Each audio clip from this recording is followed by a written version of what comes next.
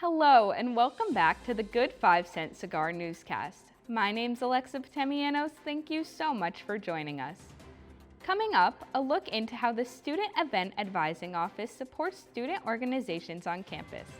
Then, a glimpse into a URI seniors summer study abroad experience in Jordan. And finally, how students at URI feel about the newly introduced Student Loan Forgiveness Plan. And as always, stay tuned for your Rhody Sports Corner.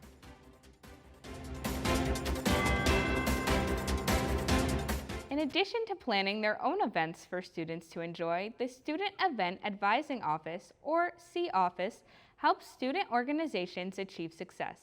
They guide student orgs through the planning process to define clear goals and reach desired outcomes. I spoke with the office's graduate intern to learn more about the resources offered to students. The Student Event Advising Office supports students in hosting successful events for their clubs and organizations. I spoke with graduate intern Lucas DeWitt to find out more. So Student Event Advising Office, or the C Office, primarily helps student organizations manage their events and approves their event registration. So if any of our Student Senate recognized student organizations are wanting to host an event on campus, then they have to submit a form through our office so we can help review their events and approve them. But beyond that, we also help advise them based on their events of what they might want to be planning. And then outside of that larger picture, we help find involvement opportunities for students. So a big portion of our office is also the student organization match card. So students can fill out our Google form on our website, and then will be contacted by one of our C advisors in the office to meet about some potential student involvement opportunities that might be beneficial for them or that they may like as well. DeWitt gives more insight on how students are able to get in contact with the C Office. Absolutely. So you can reach out to us at any point via email. Our email is sea@all.uri.edu. We're more than happy there too, but we also have an open door policy. I love interacting and engaging with students that walk past the office. I want this to be a space where students feel comfortable, where they can come interact and engage with us, ask us questions about events or student organizations on campus.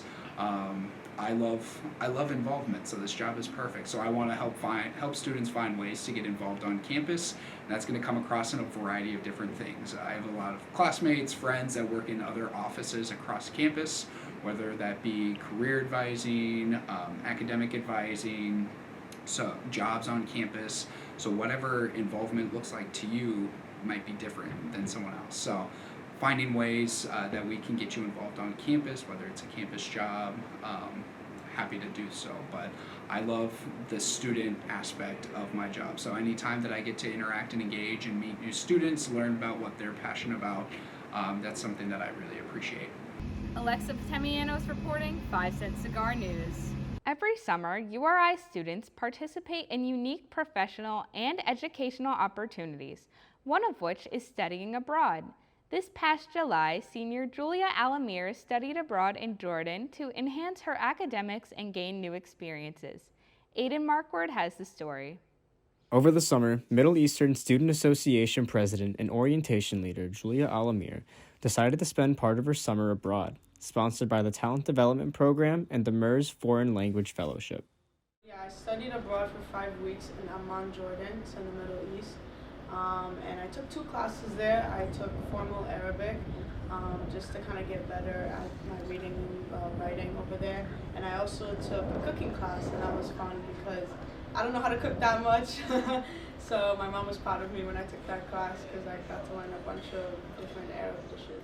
I've always wanted to visit the Middle East. I'm Syrian. My parents are from Syria. All my family's from Syria. So I just wanted to kind of go and experience the life there and where I'm from, where my roots are from.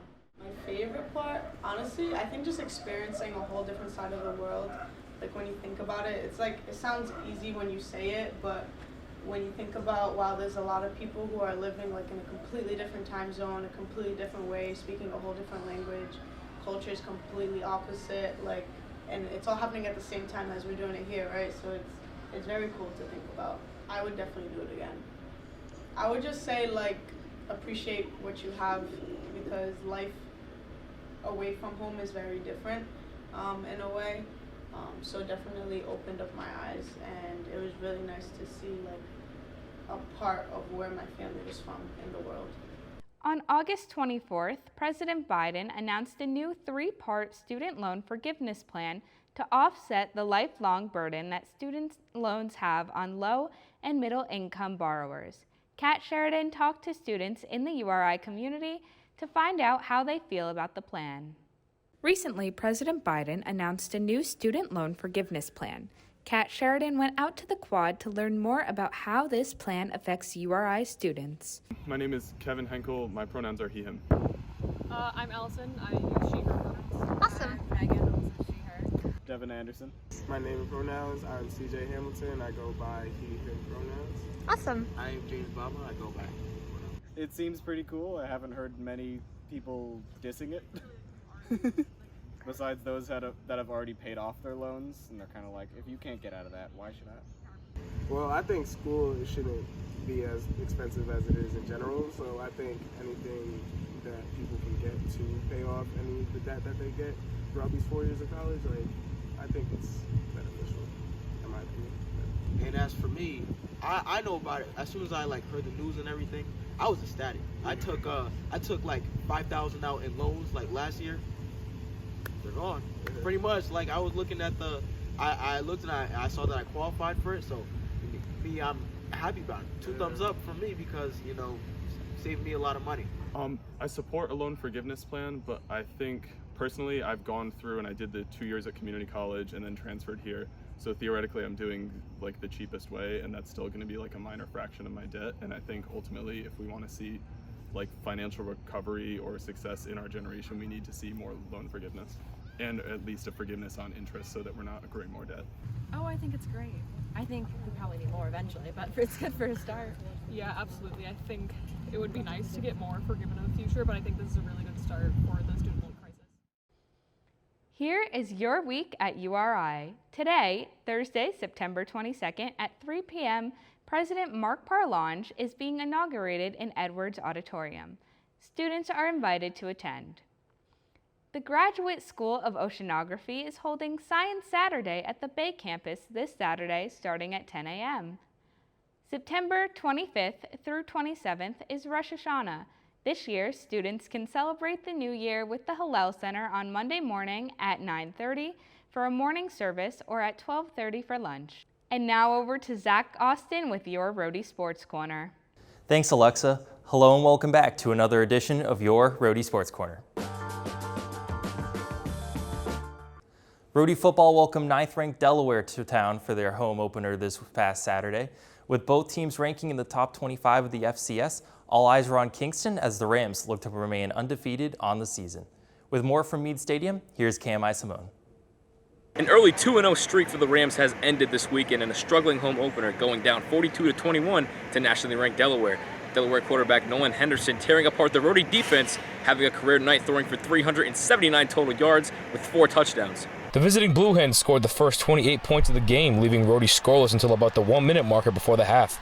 Redshirt sophomore Gabe Sloat broke out for his first collegiate touchdown with a 65-yard run to boost the energy of the Rams offense. He comes in and keeps his head down, and then when he has an opportunity to do something, it seems like he continues to show up. So I'm thrilled for him, and that was obviously a little bit of a juice for us. Got something going with that big explosion run. However, the fire was not put out just yet for Delaware in the first half, as Henderson still had the hot hand, finding his number 1 option on the day, Jordan Townsend, for a 4-yard touchdown to end the half, 35-7.